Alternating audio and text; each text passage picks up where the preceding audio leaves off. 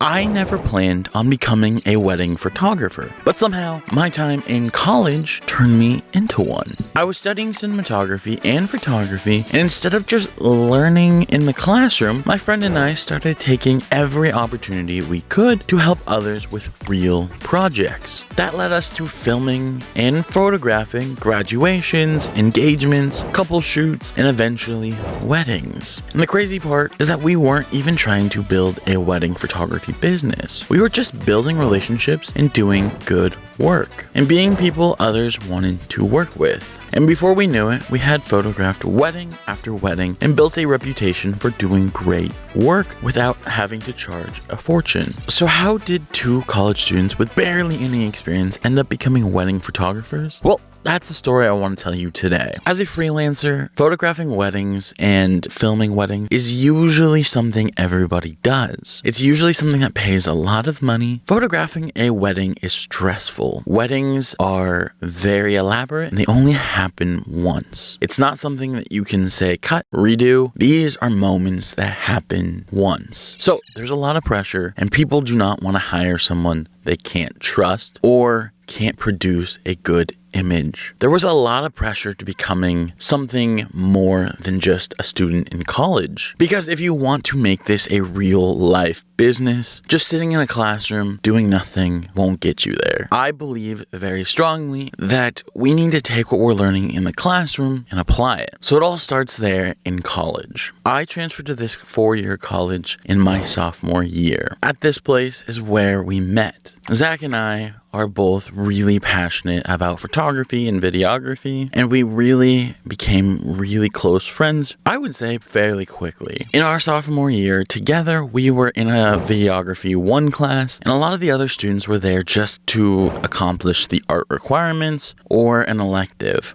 But for us, this was our major, and this was something that we both really felt passionate about. For the both of us, we didn't have a ton of experience before college. I was a yearbook student, and I loved making videos and photos outside of class, but I didn't have real-world experience. So we came into this year knowing that we wanted to be the best that we possibly could, and I loved that. Both of us really latched onto each other. We saw each other's projects when we showed them in class, and we knew we needed to work with each other. We knew we were the only ones taking it really seriously. And I love that type of relationship with people. The people that aren't being mean to you and pushing you down, but the person that comes alongside you and tells you, let's work together and make each other better. It was just so special. Before this, I never really had friends that loved art like I did or really cared about growing your art skills. And I felt a strong connection to Zach and a few other friends very quickly.